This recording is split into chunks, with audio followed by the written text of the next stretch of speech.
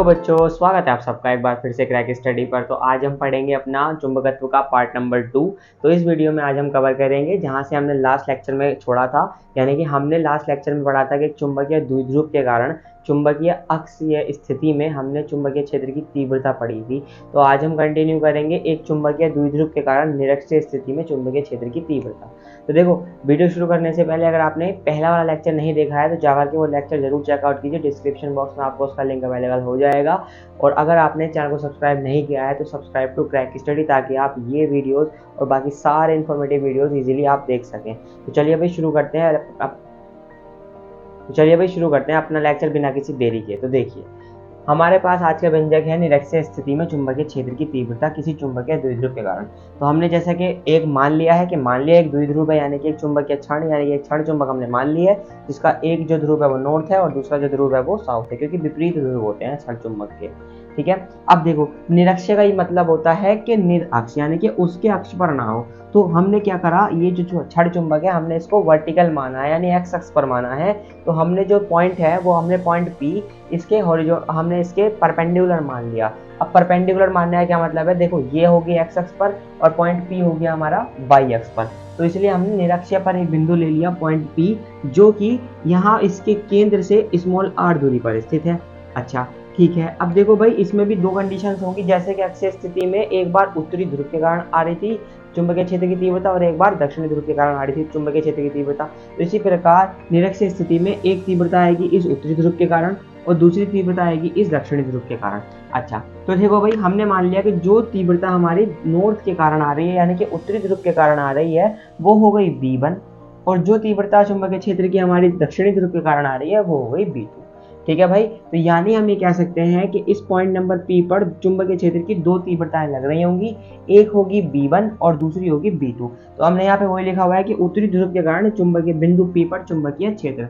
ठीक है, इसके पहले ये थ्योरी लिखी हुई है कि मान लीजिए कि दोनों स्मॉल r दूरी पर स्थित कोई P है, दोनों के बीच की दूरी 2l है। ठीक है, मध्य बिंदु से अगर हम बात करें तो मध्य बिंदु का मतलब है बराबर, तो इधर भी l होगी इधर भी l होगी।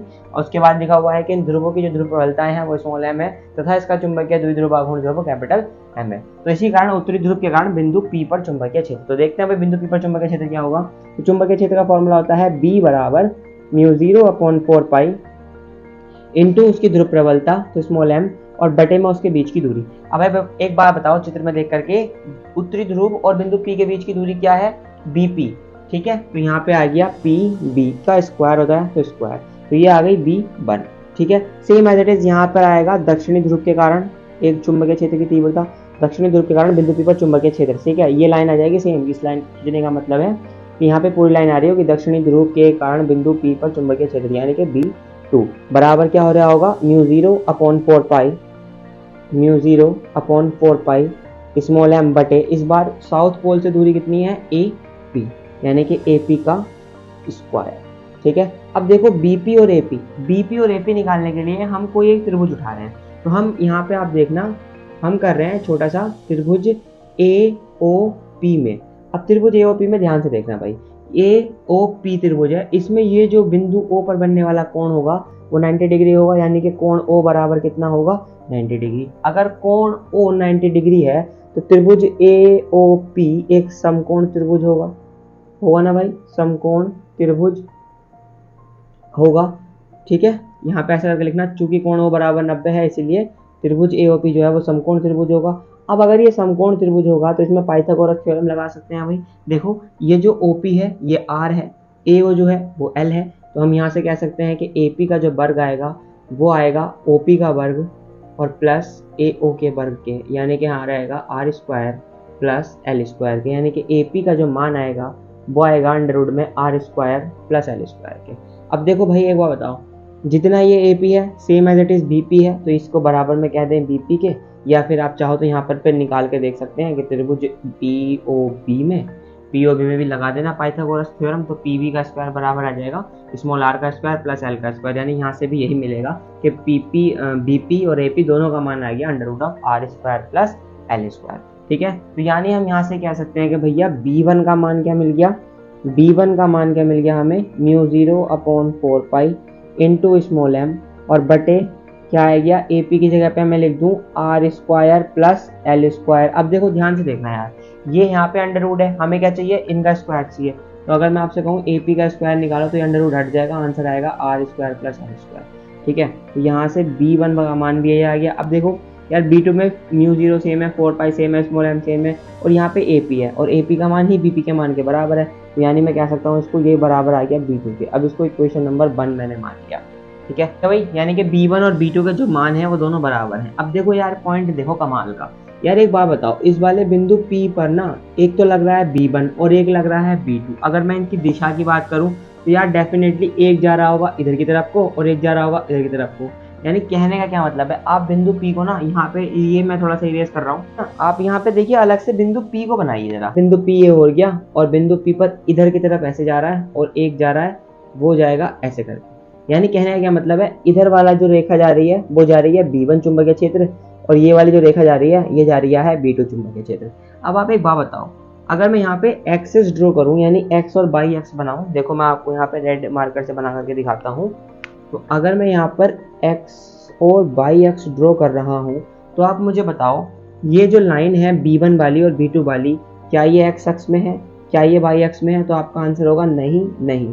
तो अब आप याद कीजिए कक्षा 11 जब आप 11th में थे तो आपसे ये कहा जाता था कि यदि कोई वस्तु ना तो प्रॉपर एक्स अक्ष पे है ना प्रॉपर बाई अक्ष पे है, यदि वो एक्स और बाई अक्ष से कुछ ना कुछ कोण बनाए यानी कि कुछ ना कुछ एंगल क्रिएट करे, एक्स अक्ष से हो या वाई अक्ष से हो, तब हमेशा उसको घटकों में तोड़ोगे। यानी कंडीशन क्या है, यहाँ पे हम इस B1 और B2 को इसके घटकों में तोड़ेंगे। एक घटक होगा जो क्षैतिज पे दिखाएगा और दूसरा घटक होगा जो ऊर्ध्वाधर होगा, लंबवत होगा, यानी बाई अक्ष का। तो आप एक बात बताओ, अब इसके यहाँ पे ध्यान से समझना यार, ये B1 था, B1 की डायरेक्शन इधर थी, तो इसके लिए क्षैतिज क्या हुई, ये हो गई ना क्षैतिज, ये हुई क्षैतिज, यानी कि इसका जो क्षैतिज घटक है जो कि कोस थीटा होता है वो इस वाली लाइन पर आएगा, तो ये आ गया B1 कोस थीटा। अब इस वाले B1 के लिए ऊर्ध्वाधर घटक यानी कि बाई अक्ष कहाँ है, तो ये है बाई अक्ष, यानी इस पर इसका कहीं ना कहीं ऊर्ध्वाधर घटक आ रहा होगा B1 साइन थीटा आ रहा होगा। क्लियर है भाई? देखो यार ध्यान से देखो, ये वाली लाइन थी B1, ठीक है, ये था B1, ये था B1, ये वाला, तो B1 के लिए क्षैतिज ये हो गया और ऊर्ध्वाधर ये हो गया, इसलिए ये वाली लाइन पे आ गया इसका क्षैतिज घटक B1 कोस थीटा और इस वाली लाइन पे आ गया इसका ऊर्ध्वाधर घटक B1 साइन थीटा। अच्छा अब B2 पे देखो जरा, B2 के लिए ये है तो क्षैतिज से बनने वाला कोण थीटा ये है, तो इसके लिए जो क्षैतिज घटक होगा वो भी इधर की तरफ ही होगा, यानी कि इधर के लिए क्षैतिज घटक क्या होगा, इसके लिए B2 कोस थीटा। अब एक बार बताओ, इसके लिए जो वाई एक्स है वो नीचे की तरफ है, यानी कि इधर होगा इसका कहीं ना कहीं B2 साइन थीटा। अब ये वाली बात आपको पॉइंट नंबर P क्लियर हुआ? मेरे अकॉर्डिंग तो हो जाना चाहिए भाई। देखो ध्यान से, ये पॉइंट नंबर P था, इसके कारण चुंबकीय क्षेत्र की तीव्रता इधर जा रही होगी और इस वाले के कारण साउथ पोल के कारण चुंबकीय क्षेत्र की तीव्रता इधर की तरफ आ रही होगी। क्योंकि यहाँ पे ना तो एक्स अक्ष पे है प्रॉपर ना वाई अक्ष पे है तीव्रता, इसीलिए इसको हमने घटकों में तोड़ दिया। अब घटकों पे तोड़ने पर हमें ये बात क्लियरली पता चल रही है, देखो ध्यान से एक बात क्लियरली पता चल रही है कि इस B1 साइन थीटा और नीचे लिखे इस B2 साइन थीटा का मान तो बराबर ही है, क्योंकि B1 और B2 बराबर है, तो यार जाहिर सी बात है B1 साइन थीटा और B2 साइन थीटा भी बराबर ही होंगे। अब B1 साइन थीटा और B2 साइन थीटा बराबर, इनकी जो दिशाएं हैं वो तो अलग है, एक नीचे की तरफ जा रहा है और एक ऊपर की तरफ जा रहा है, यानी हम यहाँ से कह सकते हैं कि चूंकि B1 और B2 साइन थीटा बराबर है परंतु इनकी दिशाएं जो है वो विपरीत है। तो यहाँ पे एक लाइन लिखनी है आपने, यहाँ एक लाइन लिखेंगे, चूंकि B1 व B2 परिमाण में बराबर है, परिमाण में बराबर हैं, परंतु इनके ऊर्ध्व घटक यानी कि कौन कौन से इनके ऊर्ध्व घटक, B1 साइन थीटा व B2 साइन थीटा की दिशाएं विपरीत हैं, की दिशाएं विपरीत हैं, अतः यह एक दूसरे को नष्ट कर देंगे। तो अगर ये एक दूसरे को नष्ट कर रहे हैं तो आप मुझे एक बात बताओ, अतः परिणामी चुंबकीय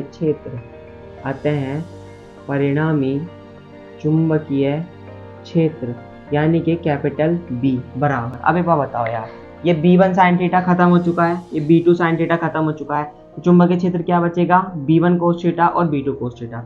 तो B बराबर बच गया B1 cos theta plus B2 cos theta. इतना बच गया। यानी मैं क्लियरली यहाँ से कह सकता हूँ कि b बराबर आ गया, देखो b1 की वैल्यू ही b2 के बराबर है, यानी यहाँ से हम ये भी कह सकते हैं कि b बराबर b1 कोस थीटा और प्लस इस b2 की जगह भी हम कह देते हैं b1 कोस थीटा, यानी b1 बराबर किसके है, b2 के। यानी हम घूम फिर के ये कह सकते हैं कि b बराबर आ गया 2 times of b1 cos theta. अब एक बात बताओ, b1 का मान तो हमें पता है mu 0/4 pi small m upon R square plus L square, लेकिन इस कोस थीटा का मान नहीं पता। तो आप इधर देखिए कोस थीटा के मान के लिए, देखो कोस थीटा के लिए थीटा कहाँ आ रहा है, थीटा आ रहा है त्रिभुज एओपी में। तो यहाँ से मैं कह सकता हूँ त्रिभुज एओपी में, चूंकि जो कोण ओ है वो 90 अंश है, यानी जाहिर सी बात है इसमें मैं डायरेक्टली कोस थीटा अप्लाई कर सकता हूँ, जो कि क्या होता है लाल बटे कक्का के हिसाब से लंब बटे कर्ण कोस थीटा होता है। अब एक बार बताओ, त्रिभुज एओपी में लंब क्या है भाई, त्रिभुज एओपी में आधार बटे कर्ण, ठीक है। तो आधार क्या है AO, OA की वैल्यू किसके बराबर है, स्मॉल l के, बटे कर्ण क्या है, कर्ण है AP, और AP की वैल्यू किसके बराबर है, under root of R square plus L square, क्योंकि AP किसके बराबर होगा, आर के स्क्वायर के प्लस एल के स्क्वायर के वर्गमूल के। यानी यहाँ से मैं कह सकता हूँ कि B बराबर मुझे मिल गया 2 टाइम्स ऑफ B1 का मान रखो mu 0/4 pi into small m upon R square plus L square, और इंटू कोस थीटा आ गया l upon under root R square plus L square. इसको थोड़ा सा अच्छे से लिख लेते हैं, l upon under root R square plus L square, ये इधर आ गया कोस थीटा। अब देखो भाई इसके बाद यहाँ देखना इधर क्लियरली, तो मैं क्या कर रहा हूँ b बराबर म्यू 0 का म्यू 0 छोड़ा, इस 2 को सरका रहे हैं हम इस वाले l के साथ, यानी हम यहाँ लिख रहे हैं इंटू स्मॉल l और इंटू 2 टाइम्स ऑफ l, और बटे में लिख रहे हैं इसके म्यू 0 के बटे में आ गया 4 पाई। और देखो ये देखो ध्यान से देखना यार, इसको देखो इधर R square plus L square, ये एक बार लिखा हुआ है ऐसे करके R square plus L square की घात 1, और उसके गुणा में लिखा हुआ है R square plus L square की घात 1/2।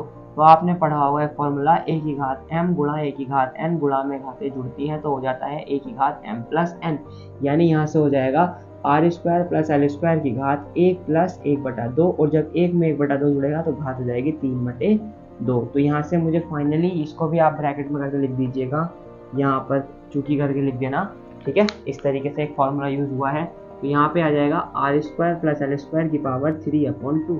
अब मुझे आप एक और बात बताइए भाई, यहाँ से आपने एक और फॉर्मूला पढ़ा था चुंबकीय द्विध्रुव आघूर्ण कैपिटल M का, जो कि होता है किसी भी चुंबक के जो ध्रुव हैं उनकी प्रबलता इंटू चुंबक की लंबाई के बराबर, m इंटू एल के बराबर। अब चूंकि यहाँ पे जो क्षण चुंबक है इसकी लंबाई कितनी है, क्षण चुंबक की लंबाई 2l है, तो m इंटू 2l कर दोगे तो वो किसके बराबर आ जाएगा, चुंबकीय द्विध्रुव आघूर्ण कैपिटल M की। यानी हम यहाँ से कह सकते हैं ये वाला जो m इंटू 2l है इसकी जगह पे हम क्या भी लिख सकते हैं, कैपिटल M भी लिख सकते हैं। यानी फाइनली हमारा जो B हो गया उसका मान आ गया mu 0/4 pi capital M upon R square plus L square की होल पावर 3/2। अब एक बार बताओ भाई, यहाँ से R और L में क्या दिख रहा है आपको, R और L में मैं ये कह सकता हूँ, एक बात ध्यान रखना, चूंकि एक बार बताओ यार, ये जो R लंबाई है ये तो काफ़ी ज़्यादा होगी, और इस R लंबाई के सापेक्ष जो स्मॉल L लंबाई है वो बहुत कम होगी। यानी हम यहाँ से कह सकते हैं चूंकि L बहुत बहुत छोटा है R से, इसीलिए जो L स्क्वायर है ये भी बहुत ज़्यादा छोटा होगा R स्क्वायर से। अतः हम कह सकते हैं, अतः L स्क्वायर को R स्क्वायर के सापेक्ष नगण्य मानने पर, के सापेक्ष नगण्य मानने पर हमने R स्क्वायर के सापेक्ष में L स्क्वायर को नगण्य मान लिया। अब जैसे हमने इसको नगण्य माना तो देख लेना जो हमारा B है ये क्या हो जाएगा, ये हो जाएगा mu 0/4 pi capital M upon R square की होल घात 3/2। अब आपने यहाँ पे एक फॉर्मूला एक और पढ़ा होगा भाई कि अगर a की पावर m हो और उसकी होल पावर n हो तो वो हो जाता है a की पावर m गुणा n। यहाँ पे फॉर्मूला लिख देना चूकी करके। तो अगर ये इस तरीके से हो जाएगा तो मैं यहाँ से कह सकता हूँ कि ये 2 से ये वाला 2 कट गया, यानी कि b का मुझे यहाँ से एक मान मिल गया जो है म्यू 0/4 पाई। इसको मैं मिटान रहा हूँ, यहाँ से b बराबर मिल जाएगा mu 0/4 pi capital m upon r की घात 3। ठीक है भैया, तो ये हमारा व्यंजक आ जाएगा भैया इस तरीके से, किसी भी वैद्युत द्विध्रुव के कारण निरक्षीय स्थिति में वैद्युत क्षेत्र की तीव्रता। अच्छा एक और बात सुनना यार, यहाँ से ये आ गया व्यंजक जो आया हमारा, ये निरक्षीय स्थिति का व्यंजक आया। अच्छा इसको थोड़ा सा याद करो, तो कल हमारे पास एक व्यंजक आया था अक्षीय स्थिति का, यानी मैं यहाँ से लिख रहा हूँ आपको, ये आ गया निरक्षीय स्थिति का व्यंजक, निरक्षीय ठीक है। और यहाँ पे एक और मैं लिख रहा हूँ साइड में कोई अक्षीय स्थिति का, जो कि आता था b बराबर μ0/4 पाई 2m/r की घात 3। ये आया था किसका? ये आया था हमारा अक्षीय स्थिति का। अब अगर मैं आपसे ये पूछूं कि मुझे आप ये बताओ कि चुंबकीय क्षेत्र की तीव्रता पे अंतर क्या पड़ा। अगर मैं आपसे ये पूछूं कि मुझे आप ये बताइए कि अक्षीय स्थिति में चुंबकीय क्षेत्र यानी कि अक्षीय b और निरक्षीय b का अगर मैं आपसे अनुपात पूछूं, अक्षीय b का निरक्षीय b से मैं अनुपात अगर आपसे पूछूं, तो आपका क्या आंसर होगा? तो जाहिर सी बात है, देखो सारा फॉर्मूला सेम है, μ0/4π/mr3, बस यहाँ 2 है, यानी कि अक्षीय स्थिति और निरक्षीय स्थिति में जो अनुपात आएगा वो आएगा 2:1। यानी हम ये भी कह सकते हैं भाई कि अक्षीय स्थिति में जो चुंबकीय क्षेत्र होता है वो निरक्षीय स्थिति में चुंबकीय क्षेत्र का 2 गुना होता है। ये लाइन में लिख लेना यहाँ को साइड से कि अक्षीय का जो b होता है वो 2 गुना होता है निरक्षीय के b से। ठीक है, निरक्षीय का जो b है। ठीक, तो ये आपका व्यंजक हो जाएगा भाई चुंबकीय क्षेत्र की तीव्रता का, जब किसी द्विध्रुव के कारण द्विध्रुव से निरक्षीय स्थिति में कोई बिंदु P पर। चलिए भैया आगे देखते हैं। अगला व्यंजक लिखा हुआ है एक समान चुंबकीय क्षेत्र में चुंबकीय द्विध्रुव की स्थितिज ऊर्जा। देखिए ये भी बहुत इंपॉर्टेंट व्यंजक है, तो इस पर भी स्टार बना लीजिएगा आप। अच्छा चलिए पढ़ते हैं भाई। देखो स्थितिज ऊर्जा क्या होगी। स्थितिज ऊर्जा कुछ नहीं होती, किसी क्षण चुंबक की स्थितिज ऊर्जा उसे मानक स्थिति से, यानी कि जो उसकी एक स्थिति आपको दी हुई होगी उससे वर्तमान स्थिति तक लाने में कृतकार्य के बराबर होती है। यानी बेसिकली जैसे मान के चलो आपको कहा दिया कि यार एक क्षण चुंबक है, चुंबक के क्षेत्र में ऐसे रखी हुई है, ठीक है, तो आपको इसको मानक स्थिति यानी कि नॉर्मल स्थिति तक लाने हैं, ठीक है, वर्तमान स्थिति में, यानी कि इसकी जो दिशा है वो चुंबकीय क्षेत्र की दिशा में लाने का प्रयास आपको करना है। तो इस कार्य को करने के लिए इस पर जो भी बल लगेगा, जो भी इस पर कार्य करा जाएगा, कार्य को जो ऊर्जा के रूप में संचित होगा इसे कह देंगे क्षण चुंबक की स्थितिज ऊर्जा। यहाँ वही लिखा हुआ है कि माना m चुंबकीय आघूर्ण की एक क्षण चुंबक है जो कैपिटल B चुंबकीय क्षेत्र की तीव्रता का एक समान चुंबकीय क्षेत्र में थीटा कोण पर रखी हुई है। तब इस चुंबक का जो बल आघूर्ण अगर टाउ बराबर mb sin थीटा है, तब चुंबक को डी थीटा घुमाने में जो कार्य किया गया है वही उसकी क्या हो जाएगा? ऊर्जा के रूप में संचित हो जाएगा। तो W बराबर हो जाएगा टाउ इंटू डी थीटा। अभी देखो ये टाउ जो है, टाउ बराबर एम बी साइन थीटा, वो हमने जो वैद्युत चुंबकत्व वाला लास्ट वाला लेक्चर पढ़ा था ना, लेक्चर नंबर 5 या लेसन नंबर 5, उसमें आपको ये व्यंजक कराया गया था, जिसमें आपको दो समांतर धारावाही चालकों के बीच में गल का व्यंजक कराया गया था। उसके बाद नेक्स्ट व्यंजक था, तो लास्ट व्यंजक था हमारे चैप्टर का। ठीक है, तो चलिए भाई क्या करते हैं, टाउ का मान रखते हैं। तो W बराबर क्या हो जाएगा? W बराबर आ जाएगा capital M into B into sine theta और इंटू डी थीटा। अब एक बार बताओ भाई, मैंने आपको पढ़ाया है कि जब भी कहीं आपको थीटा के आगे डी दिख जाए, डी का मतलब क्या है? इसका अपकलन हुआ है। अपकलन होने का मतलब क्या है? ये टुकड़ों में विभाजित है, और अगर टुकड़ों से आपको बड़ा निकालना है तो वो क्या हो जाएगा? वो हो जाएगा इसका समाकलन। अच्छा यहाँ पे कार्य भी छोटे, चूंकि हम देखो एक बात सुनो, क्योंकि हम उसको डी थीटा कोण घुमा रहे हैं, इसलिए जो कार्य होगा वो भी डी डब्ल्यू होगा, यानी कि वो भी छोटा होगा, टुकड़ों में कार्य होगा, क्योंकि टुकड़े में घुमा रहे हैं उसको। ठीक है भाई, अब देखो ये डी खत्म करने के लिए हम क्या करते हैं? दोनों तरफ समाकलन करते हैं। तो दोनों ओर समाकलन करने पर, दोनों ओर समाकलन करने पर, तो जैसे ही आप दोनों ओर समाकलन करेंगे भाई मेरे, तो यहाँ से आ जाएगा इंटीग्रेशन ऑफ डी डब्ल्यू बराबर integration of M B sine theta into theta. अब एक बार बताओ भाई, किस में चेंज हो रहा है? थीटा में। तो साइन थीटा वाले को अंदर रखो और ये जो एम बी है ना, इसको बाहर निकालो। तो मैंने बाहर निकाल लिया एम और बी को, और इंटीग्रेशन आ गया साइन थीटा का। इंटीग्रेशन करो, डी डब्ल्यू का समाकलन डब्ल्यू बराबर M into B, sine theta का समाकलन होता है माइनस के कोस थीटा। ठीक है, अब देखो जब भी समाकलन होता है, अगर लिमिट लगी है तो लिमिट लगाते हैं, और अगर लिमिट नहीं लगी है तो यहाँ पे प्लस सी कॉन्स्टेंट एक जोड़ देते हैं। ठीक है, आप यहाँ पे साइड में लिख के आइएगा, चूंकि integration of sine theta D theta होता है माइनस के कोस थीटा के बराबर। ठीक है, अब देखिए भाई सी के लिए यार प्रारंभिक अवस्था बताओ मुझे, प्रारंभिक अवस्था में। अब एक बात बताओ, जब ये इनिशियल फेज में होगा तो क्या इस पर कुछ कार्य होगा? तो आप कहेंगे नहीं। उस समय पे क्या इसका कुछ चुंबकीय बल आघूर्ण होगा? तो आप कहेंगे नहीं। यानी कि प्रारंभिक अवस्था में ना तो कार्य होगा कुछ उस पर, जो क्षण चुंबक है उस पर, और ना ही उसका कोई चुंबकीय द्विध्रुव आघूर्ण होगा। तो W भी जीरो और M भी जीरो, जबकि B होगा चुंबकीय क्षेत्र तो होगा। तो जैसे इसमें मान रखोगे तो W बराबर ये जीरो, अब ये जीरो करोगे तो ये पूरा पद जीरो, यानी कि प्लस जीरो, और W भी तो जीरो ही था। यानी कि फाइनली हम यहाँ से ये कह सकते हैं कि C का मान क्या मिल गया? C का मान हमें जीरो मिल गया। अब C का मान जीरो मिलते ही हमारा W बराबर क्या बचेगा? W बराबर आ गया M इंटू बी, और ये जो कोस थीटा का माइनस है इसको मैंने बाहर ले लिया, ये आ गया एम बी कोस थीटा। ठीक है, C का मान हो गया जीरो, यानी कि यहाँ पे W का मान मिल गया हमें एम बी कोस थीटा। अब चूंकि यही कार्य ऊर्जा के रूप में संचित होता है, चूंकि यही कार्य ऊर्जा के रूप में संचित होता है, ऊर्जा के रूप में संचित होता है। अतः हम कह सकते हैं W बराबर यू के है, तो U बराबर आ गया, आपका डेरिवेशन प्रूफ हो गया, U बराबर आ गया माइनस का M into B cos theta. अब देखो ये तो निकल के आ गई भैया हमारी स्थितिज ऊर्जा का व्यंजक, लेकिन इसमें एक चीज आ रही है थीटा। तो थीटा के कारण मैं यहाँ पर 3 केस बना रहा हूँ। पहली स्थिति, अगर थीटा का मान 0 हो जाए, तो अगर थीटा का मान 0 होगा तो जाहिर सी बात है कोस 0 की वैल्यू 1 हो जाएगी, यानी इस कंडीशन में U का मान आएगा माइनस का M इंटू बी। पहली स्थिति को ध्यान से देखना यार, जब इस स्थिति में कोण ही 0 है, यानी कि इस समय पे जो क्षण चुंबक होगी वो संतुलन की अवस्था में होगी, तो इसलिए इसका नाम आ गया, इस वाली अवस्था को हम कहते हैं स्थायी चुंबकन या स्थायी संतुलन। क्या कहते हैं भाई इसको हम? स्थायी संतुलन। अच्छा, दूसरा केस बना रहा हूं मैं यहाँ पर, थीटा का मान जब 90 होगा। जैसे ही थीटा का मान 90 होगा तो कोस 90 की वैल्यू होती है मेरे भाई 0, यानी इस स्थिति में U पूरे का मान क्या होगा? U का मान होगा 0, यानी कि ये क्या हो गई? ये सबसे ज्यादा न्यूनतम कंडीशन हो गई। ठीक है, न्यूनतम स्थिति। अच्छा, इसके बाद एक और कंडीशन बनाते हैं, थर्ड वाली। तो तीसरी स्थिति में हम क्या कर रहे हैं? थीटा का मान 180 अंश ले रहे हैं। अब जैसे थीटा 180 होगा तो यानी कोस 180, और कोस 180 की वैल्यू होती है मेरे भाई -1। अब जैसे ही कोस 180 -1 होगा तो उस स्थिति में U जो कि माइनस का M भी आ रहा होगा -1 हो जाएगा इंटू में, तो U का मान इस स्थिति में आएगा M इंटू बी। अब आप एक बात बताओ, तीनों स्थिति में सबसे बड़ा मान क्या है? यहाँ भी निगेटिव है, यहाँ पे 0 है, और वहाँ पे पॉजिटिव है, यानी कि ये जो तीसरी वाली कंडीशन मैंने आपको बताई है ये हमारी अस्थायी कंडीशन है। यानी इस स्थिति में जो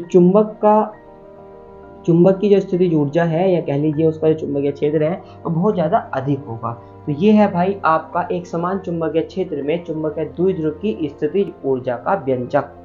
तो चलिए भाई, स्थितिज ऊर्जा के डेरिवेशन के बाद अब समझते हैं हमारे चैप्टर के कुछ छोटे छोटे हेडिंग्स। जैसे सबसे पहला है चुंबकीय क्षेत्र में गाउस की प्रमेय। अब देखो इसको आप रिलेट कर पाओगे, आपके वैद्युत क्षेत्र में भी आपने गाउस की प्रमेय पढ़ी थी। अब देखो आपकी स्क्रीन पर एक चित्र भी दिखाई दे रहा होगा। इस चित्र में देखिए एक बंद आपके पास पृष्ठ दिया हुआ है। तो जैसे वैद्युत क्षेत्र में होता था कि बंद पृष्ठ से होकर गुजरने वाला जो वैद्युत फ्लक्स होता था, यहाँ पर क्या हो जाएगा? बंद पृष्ठ से होकर गुजरने वाला चुंबकीय फ्लक्स हो जाएगा।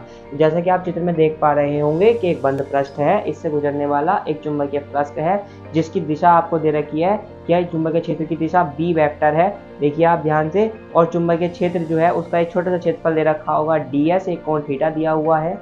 ठीक है, तो ये हमारा क्या है? गाउस की प्रमेय। अब देखो गाउस ने कहा क्या था? गाउस ने वही कहा था कि किसी बंद पृष्ठ से होकर गुजरने वाला कुल चुंबकीय फ्लक्स जो है सदैव शून्य होता है, यानी कि सदैव यानी कि टोटल। तो टोटल चुंबकीय फ्लक्स यानी कि फाई बराबर किसके होगा? 0 के। और फाई किसके बराबर होता है? चुंबकीय क्षेत्र की तीव्रता इंटू जो छोटा सा क्षेत्रफल है, उन दोनों के सदिश गुणन यानी कि डॉट प्रोडक्ट के बराबर होता है। अच्छा ठीक है, तो डॉट प्रोडक्ट बराबर 0। अब जैसे ही डॉट प्रोडक्ट यानी कि अदिश गुणन खुलता है तो डॉट प्रोडक्ट का फॉर्मूला होता है, देखो आपको पता होना चाहिए, A vector dot B vector का फॉर्मूला होता है mod of A into mod of B cos theta, जिसको आप mod of A mod of B ना कह करके डायरेक्ट ऐसे भी बोल देते हैं ए बी कॉस थीटा। तो यहाँ से आ जाएगा कि इंटीग्रेशन ऑफ पाई, यानी कि यहाँ पे बंद पृष्ठ है इसीलिए ये पाई यूज हो रहा है। ठीक है, समाकलन बंद पृष्ठ है इसलिए यहाँ पे समाकलन का चिन्ह जो है हमने लगा करके बंद पृष्ठ दिखाने के लिए उसको इस तरीके से काट दिया गया है। तो बंद पृष्ठ में समाकलन बी डॉट डी एस यानी कि B D S cos theta की वैल्यू किसके इक्वल होगी? 0 पे। तो ये है भैया गॉस की प्रमेय। इसके बाद देखो दो हेडिंग लिखे हुए हैं, एक है चुंबकीय यामोत्तर और दूसरा है भौगोलिक याम्योत्तर। अब देखो होगा क्या? चुंबकीय याम्योत्तर का मतलब है जब चुंबक के नॉर्थ और साउथ पोल यानी चुंबक का उत्तरी ध्रुव और चुंबक के दक्षिणी ध्रुव को मिलाते हुए मान लो एक कोई रेखा खींची हुई है, इस तरीके से कोई रेखा है तो चुंबक के नॉर्थ और चुंबक के साउथ पोल को आपस में मिला रही है। तो अगर कोई अनोदर यानी कि इसके अलावा अगर कोई ऊर्ध्वाधर तल है जो कि इस रेखा के लंबवत है, ठीक है, कोई एक और तल है जो कि इस रेखा के जो एनोरस को मिला रही है उसके लंबवत है, तब हम उस तल को क्या कहते हैं? चुंबकीय याम्योत्तर कहते हैं। ठीक है, समझ में आ गई आपको? जब चुंबक के नॉर्थ और साउथ पोल को मिलाकर के कोई रेखा खींची जाएगी और उस रेखा के कोई लंबवत एक और हमारा तल होगा ऊर्ध्वाधर तल, उसे कहते हैं चुंबकीय याम्योत्तर। अब जहाँ पे ये चुंबक के नॉर्थ और साउथ पोल थे, यहाँ भौगोलिक बात आ गई है, तो भौगोलिक का मतलब होगा पृथ्वी। क्या मतलब होगा भौगोलिक का? पृथ्वी। यानी अगर ये नॉर्थ और साउथ पोल यानी कि पृथ्वी के अगर उत्तरी ध्रुव और दक्षिणी ध्रुव को मिलाकर के हम एक रेखा खींचे और उस रेखा के लंबवत अगर हम कोई और ऊर्ध्वाधर तल खींचे, तब वो जो तल है वो कहलाएगा भौगोलिक यामी उत्तर। देखिए लिखा हुआ है कि पृथ्वी के उत्तरी और दक्षिणी ध्रुव को मिलाने वाली रेखा से गुजरने वाले ऊर्ध्वाधर तल को भौगोलिक याम्योत्तर कहते हैं। सिर्फ एक ही अंतर है, वो क्या, यहाँ पे पृथ्वी है और यहाँ पे क्या है, चुंबक है। ठीक है, हो जाएगा। इसके बाद देखो एक और इम्पोर्टेंट टॉपिक लिखा हुआ है, एक और इम्पोर्टेंट हेडिंग लिखा हुआ है, चुंबकन की तीव्रता। अब देखो चुंबकन की तीव्रता क्या होती है, किसी भी चुंबकीय पदार्थ का प्रति एकांक आयतन में उपस्थित या प्रति एकांक आयतन द्वारा उत्पन्न हुए चुंबकीय बल आघूर्ण की तीव्रता को ही क्या कहते हैं, चुंबकन की तीव्रता कहते हैं। तो यहाँ वो लिखा हुआ है कि किसी चुंबकीय पदार्थ के प्रति एकांक आयतन में उत्पन्न चुंबकीय द्विध्रुव आघूर्ण को चुंबकन की तीव्रता कहते हैं। अब देखो चुंबकीय द्विध्रुव आघूर्ण को दर्शाते हैं हम कैपिटल एम से, तो चुंबकन की तीव्रता को दर्शाते हैं कैपिटल एम डैश से, और कैपिटल एम डैश बराबर होता है चुंबकीय द्विध्रुव आघूर्ण यानी कि कैपिटल एम और अपॉन में वी। वी क्या है यहाँ पर, आयतन। चाहो तो यहाँ पे लिख लो एम बराबर है चुंबकीय द्विध्रुव आघूर्ण, क्या है, एम बराबर चुंबकीय द्विध्रुव आघूर्ण, और चाहो तो यहाँ लिख लो कॉमा बी बराबर क्या है, उसका आयतन। ठीक है, इसलिए डेफिनेशन बनी है कि प्रति एकांक आयतन में उपस्थित चुंबकीय द्विध्रुव आघूर्ण की तीव्रता को ही चुंबकन की तीव्रता कहते हैं। आज का लेक्चर यहीं पे रखते हैं, जिसमें आज हमने पढ़े हैं आपके दो डेरिवेशन निरक्षीय स्थिति में, और उसके बाद हमने पढ़ा स्थितिज ऊर्जा का व्यंजक, और उसके बाद हमने ये देखी हैं दो चार छोटी छोटे हेडिंग से छोटी छोटी डेफिनेशन। तो अब नेक्स्ट हमारा जो लेक्चर होगा वो यहीं से हम आगे कंटिन्यू करेंगे चुंबकन की तीव्रता। अगर आपको वीडियो पसंद आई है तो इसको लाइक कीजिए, शेयर कीजिए अपने दोस्तों के साथ। अगर आपको कोई डाउट है तो आप मुझे कॉमेंट करके बता सकते हैं। तो चलिए मिलते हैं आपसे नेक्स्ट वीडियो में, तब तक के लिए अपना ध्यान रखिएगा। अगर चैनल को सब्सक्राइब नहीं किया तो सब्सक्राइब टू क्रैक स्टडी, ताकि ये वीडियो और बाकी सारे इन्फॉर्मेटिव वीडियोस आप सबको देखने के लिए मिल सके। चलिए फिर आपसे मिलते हैं नेक्स्ट वीडियो में, तब तक के लिए मुस्कुराते रहिए, हंसते रहिए, पढ़ते रहिए और देखते रहिए क्रैक स्टडी।